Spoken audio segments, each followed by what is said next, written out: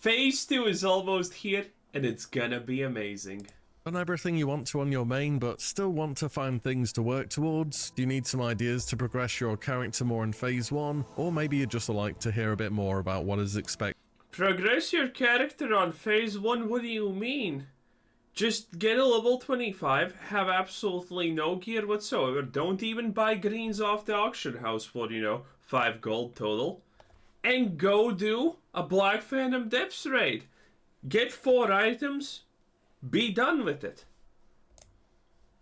Next phase? Well, I may just be able to help there. With Phase 1 of Season of Discovery well underway and Phase 2 now being confirmed for February 8th, I thought it would be worthwhile to look ahead and do some predictions on how you can prepare, as well as giving you some ideas about new bits of content that should become available. Of course, always take the future of Season of Discovery videos with a grain of salt, but once this is clear. Ah, look at that, your typical hunter again. Their full DPS rotation literally happening in one button, you don't even have to press multiple times.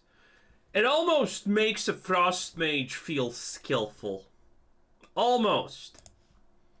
Classic World of Warcraft, where we don't know everything in advance, and for me the preparation I'll be looking to do will mainly be for setting up my characters for the future, rather than just trying to buy stuff now to sell for more gold later, and I'll go over why I'm doing that in a moment. Everything I'll cover in this video will be how things should work in World of Warcraft. If you want gold, just join 2 GDKPs and it's gonna be absolutely fine. There you go, gold for the rest of your life. Warcraft with a level cap of 40. Remember though, at this seasonal, Blizzard are doing all these big changes to the game, and there's no real guarantee that just because something worked like that back then, that it will do so in Phase 2 of Season of Discovery. Nevertheless, these are a bunch of things that you should be aware of heading into the next phase of the season, and hopefully along the way you'll get a few ideas of ways that you can set up your character for the future as well. But first, a quick... Okay, so I'll give you the honestly only tip you need to do to prep for the next phase of the game. Get flight path. Yeah, that's literally it. Just get the flight paths. That's it. And maybe, pick a couple of quests and choose where you're gonna start at 25. You're not instantaneously going scuttled graveyard. Because keep in mind again, hey, bruh, we're all literally twinked out the wazoo, baby. But we can easily go into an instance where the mobs are red and, well, just farm it probably, chances are. It's not going to be even remotely hot because, again, Blizzard have not balanced a single game since the beginning, and, well, they're not about to start now. Again, they wanted to make everyone as powerful as warriors. How did that end up? No, seriously, how did that end up? Yeah, warriors are just more powerful than ever, and that's pretty much all she wrote. What a time to be alive. Quick word from today's sponsor, HelloFresh. Hello, Starting off the Fresh new is year is a time trash. as it's been in the past. So I mentioned at the start that gold isn't a huge part of the plan for me moving forwards. Why is that then? Well, back in Season of Mastery, Blizzard made a whole bunch of changes to alleviate players needing to farm to keep up with the gold requirements, which are typically involved with this game. They did things such as making elemental water or earth drop from herb or mining nodes, making black Oh wow, that's insane. Elemental earth and water from mining nodes. I did not even know that. Lotus drop from high-level herbs such as Plague Bloom, very similar to how Fel Lotus worked in TBC, in addition to Black Lotus just having way more of their own individual nodes too. And I remember because of changes such as these, flasks were about 20 to 25 gold on Season of Mastery. Of course all of this is way off in the future at the moment, but it's just around the intention, because another step that was in Season of Mastery was halving the price of mounts, and this appears as though it will be the case in Season of Discovery. You can go... I don't think this is even needed. Not a single one of my characters ever struggled to pay for the riding cost at 40. And I did not spam instances, I did not do anything out of the sorts, I did not stop and grind money. I just had it. I mean, you just pick up the greens, pick up the greys, and sell them to vendors. I leveled all of my skills. I literally never looked at a skill and said, oh, this is useless for now, I'm not going to level it. I was like, click, click, click, click, click, click. do not have money for doing this crap. How? How? Go check a mount trainer or vendor at the moment and see that riding is 9 gold and the mount is 36 gold. I'm on a character which is only rank 2 here, so I only have the race specific 10% discount. If you are PvP rank 3, you'll have a 20% discount instead. And you can get rank 3 pretty fast, by the way. If you get 15 honorable kills, then wait. Again, not necessary. For the weekly reset, you'll be rank 2, and then the week after you earn 4,500 honor. Wait for the following reset and you'll be rank 3. It gives a pretty good cloak as well, so maybe that's an extra. Oh yeah, that sounds like way too much, honestly, effort. Not gonna do that. Reason to do it if you've been putting it off. Oh, and also certain races can't use certain mounts. For example, Night Elves can't use Mechanostriders, Tauren can't use Undead Horses, and so on. So if you're going to grind out Exalted with another faction for some reason because they have your favorite mount, you might want to check up on the restrictions first. I know it's a pretty big step to say they're halving mount costs, so Black Lotus and things in the future are going to be easy to get to, but I think since the server is seasonal, it makes sense to do 4 fun gameplay changes on Blizzard's part. Another reason gold has been diminished is because we earn so much at level cap now with questing. People are running around at level 25 with hundreds of gold. This has never happened before. Sure, it will happen. Yeah, I don't understand the people who are running around doing quests at 25 because that gives gold. I really don't get it. It's like, gold's not important, come on. Even if you're joining GDKPs, it's not important. Have a knock-on effect for prices on the auction house, but things such as your mount cost and spell ranks aren't going to feel anywhere near as bad on your wallet in Season of Discovery. And bonus gold from level 40 quests will be even higher because there's even more experience to be converted, and then we get to do this at level 50. Oh, there's a conversion thing? There's no way How many people do you think are there left that have done all the quests, farmed all of the gold, and don't have quests now to do at level 25? Because, man, I mean, again, you can spam instances. SFK is going to be spammed by people at 25 because it's easy experience, it's easy everything. You know, you just need one mage for AoEing, and that's pretty much honestly it. There's a lot of other good options like mind searing and whatnot, honestly. And, well, a lot of other things. This is kind of crazy.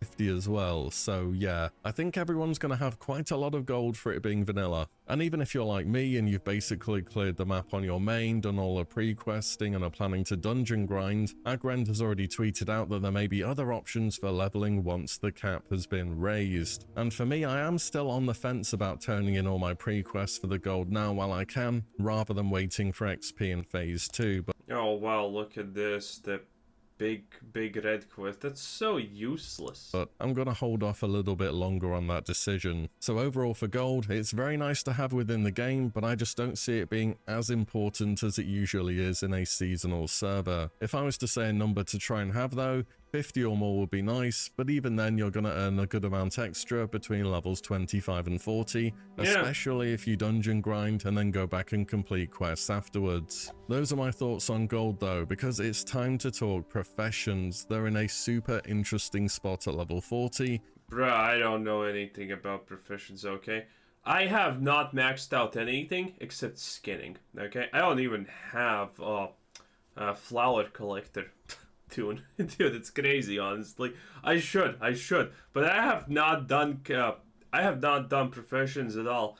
Upgraded silk boots, get out. Upgraded void touch gauntlets, get out. I'm not gonna do a quest line that takes 5 minutes, bruh. It's Season of Discovery.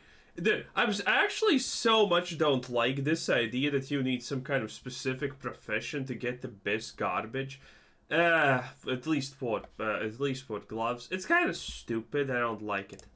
And I can pretty much guarantee there's going to be more to this than you think there is. So this is all based off an assumption, a pretty big assumption, but one I feel confident in making. In Phase 2, we'll be able to advance to expert level in professions and will cap out at 225 skill. And the artisan level, which typically can be trained at skill 200 with level 35, will be made unavailable. If you go and check a gathering profession trainer, you can already see the artisan tier has been moved to needing level 41, similar to how expert had been moved to level 26 during phase 1. You can't see this on profession trainers who are related to crafting though for some reason. Either way, I think it makes sense seeing how things have gone so far. The reason Blizzard have done this is so people don't go around very high level zones farming endgame tier materials, which could then craft items which would be super OP for our level. It would basically That would be funny. Be a super degenerate way to play the game, and even though it is classic, which Dude, it's classic. Anyone who's playing this game is doing it in a literally super degenerate way. I mean, dude, have you seen it? People are trying to be cool for speed running Black Phantom. That's my guild also, by the way. But that's not the point. And everyone's like, we're gonna take pride in doing this thing that requires, well, the average boss doesn't require you to move, except one Murloc boy, but you know, that's pretty much it. Then, everyone's dude, the easier the game, the more people are gonna always try to be absolute degenerates about how they do things. And Classic is a great example. typically is pretty degen. I don't think Blizzard want that becoming the meta. So let's say we can get to 225 in any profession. What does this mean? Well, let's talk about Herbalism first. So there are a pair of gloves crafted through Leatherworking which give a +5 to Herbalism that can be obtained in phase 1. The pattern is alliance only though, so expect to pay more on the Horde, as they will have needed to have been traded through the neutral auction house. Next phase we can also get a +5 Herbalism enchant from elementals in Northwestern Swamp of Sorrows. This means anyone, providing you can equip leather or above, can get to 235 Herbalism. 230 Herbalism is needed for Sungrass, which will be used in the best tier of health potion in phase 2, and 235 Herbalism is for Blindweed, which don't have practical uses at level 40, but will go up in price a lot in phase 3 because of limited invulnerability potions and superior mana potions. But wait, there's more. If you're a Tauren, you can go all the way to 250 Herbalism thanks to your racial bonus. At this level you can pick both Ghost Mushroom as well as Grom's Blood. These are both needed for some very high-end potions. So that's true. Grom's Blood and Ghost Mushrooms are annoying. There are some places where you can literally farm Ghost Mushrooms. I'm gonna ruin a money maker, by the way. What's the instance called that got split into 3 places in later on in World of Warcraft, but it's still one place now and it's in Desolace? Yeah, that place. I forgot what it's called. But you can literally just enter and exit that place, reset it, and there's gonna be, I think, 2 ghost mushroom patches right there at the entrance. So, have fun with that, anyone who wants. It's absolutely insane how much you can farm there if you want. Such as, again, limited invulnerability potions, as well as Mighty Rage. And whilst these won't be craftable during the 40 bracket, they will both have very high demand for the 50 bracket and onwards. And if you can find a decent farming spot, these will sell well in the future for sure. So all in all, get a pair of those herbalist gloves already, and keep in mind the enchant next phase. Speaking of potions, there is definitely space for speculation on protection potions here. Shadow protection potions can turn Twilight Lord Kelris from a pretty problematic boss into a kind of easy one. So just think, never have I even vibed on this.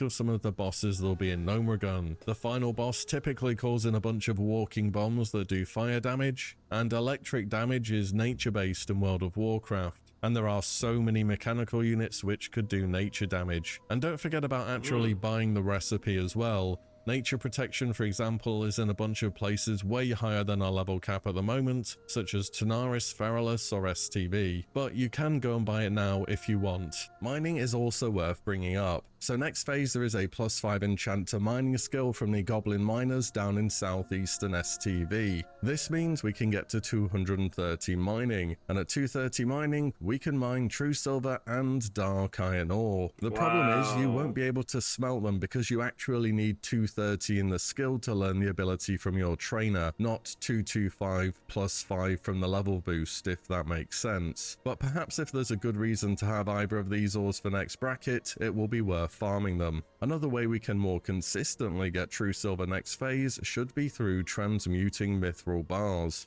It's the same transmute cooldown you would typically be using on Arcanite bars at level 60, and it shares the same cooldown with it, so it's never really been useful before. This will be changing next phase, and transmuting very well may be a decent gold maker, as true silver is needed in a bunch of Hey, my main rogue has alchemy on it. Level 1 still. But, you know, it's a work in progress. I have enough gold to just buy whatever level I need. But man, I kind of feel I should probably just level Herbalism or something like that. What profession does my rogue even have? I forgot. Oh, right, mining. Mining.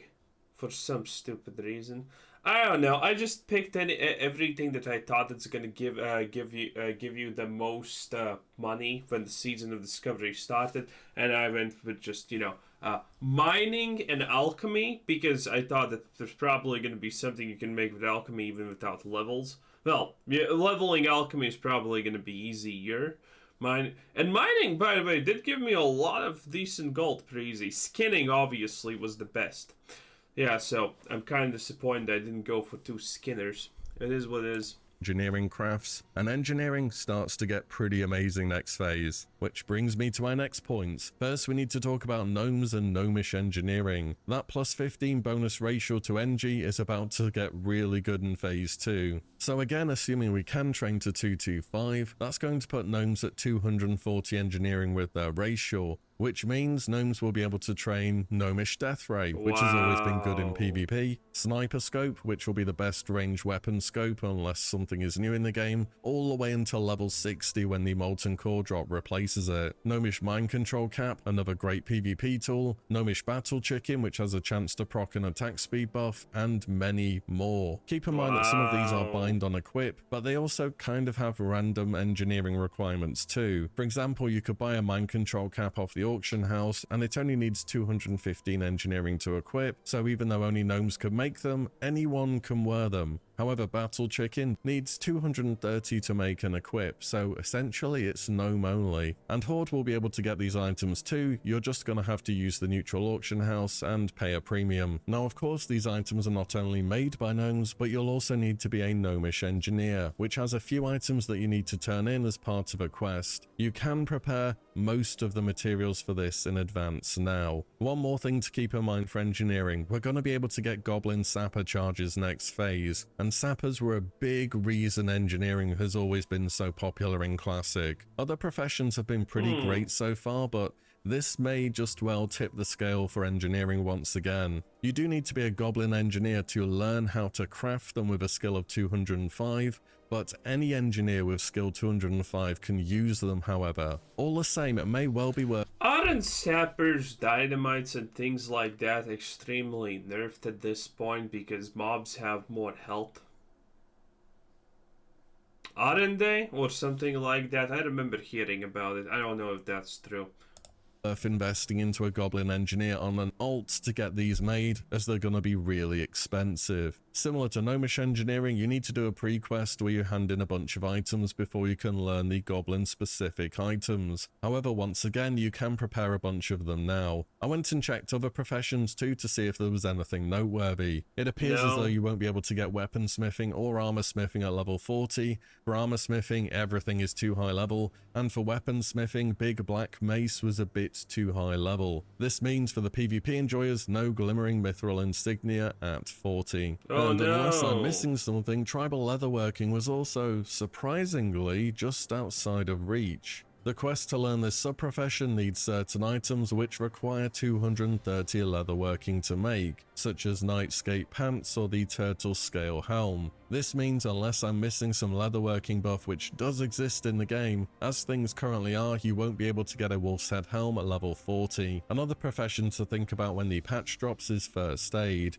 and you should go and buy your first aid level up box sooner rather than later. Might not seem like a super top priority, but everyone will need to train their first aid. At the moment in phase 1, you need a book called First Aid Under Wrap. Bro, It's not happening, okay? No one cares about these first aid things. Well, people do care about them, but they're ultimately useless for the average player.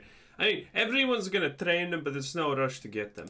To advance beyond Journeyman, but it's just not in the game, and you'll be able to buy it from Dustswallow Marsh for the Horde, or Arathi Highlands for the Alliance. They also sell manuals for having I should get this well much flight path. silk and mage weave bandages, which you will need as well in time. So you can either put an alt there in advance to buy them from the vendors, or just spend extra and buy them off the auction house. The final thought for professions is if you play a bunch of alts, I would level up a whole variety of them. As we are at the moment, prices for phase 1 materials are about as cheap as they're going to be. Yep. Once we start progressing on towards 40, all these low level materials are going to get more expensive because there will just be less people doing the content. Moving on though. True. I actually have thought maybe I should buy a little bit of wool, because wool's gonna be more... Then, wool is probably gonna get... currently, wool is like 1.5 to 2 silver per piece. But that's gonna go up like 5 times, probably in the next or 2 next level brackets. So that's a pretty easy investment to 5x your money. Maybe there's something else, but you know, wool seems like one of the easiest ones. Well, this is also a pretty good one. Brian Thorns. No one farms these. I've got a few random thoughts to finish up on. Nifty stopwatch will be possible to get by level 40. This is just an all-round very useful trinket to have, and you can prepare most of the items apart from the frost oil at the moment. Everything related to this trinket will go up in price after the patch, so it will be nice to store them in the bank somewhere. And I know it's a vague point to make, but you could speculate on basically anything that people will need to use a lot of, and it could 10x in price. You know fish oil in phase 1, which are typically vendor trash, and they became super valuable because Oh, true. Fish oil. Doesn't that actually become useful sometimes? everyone needed them for runes. Any item could get this same treatment, and if an item is trending towards being at or lower than vendor price on the auction house, you don't really have anything to lose if you just make a list of them and start buying random stuff. Who knows, maybe they do become necessary later on. Of course, you want to finish off getting... Nah, but you know, there are a couple of things that people are gonna make new alts at some point, right? your runes sorted. It might not be a good rune that you use at the moment, but with future runes and synergies and talents, who knows whether it will become part of your strongest build. Finish up leveling your professions to their cap, including your secondary professions if you fancy it. Man, I really don't wanna though. I really don't wanna, kinda. You know, it is what it is. Professions in general seem to be a bit more impactful than usual this season so far. Really? I think professions are literally completely unimpactful. I think fishing's probably the most impactful profession because people can actually sell fishes for good prices. Bruh, everything else is just, you know, garbage. And there's no reason not to expect that trend to continue. And finally, just make the most of level 25 whilst it's here. I know people are always pushing for the next patch and for phase content, but if phase 2 happens around when I think it will, I'd say phase 1 has had a pretty good duration. Blizzard capping us at 25 has truly been one of the best decisions they've made in this season so far. If you made it to the end, drop it. It was fun. Anyway, that was our boy William of the Vills. Anyway, this is Squizzer Suit. Thanks for watching. Subscribe if you haven't already. Have a nice day. Bye bye.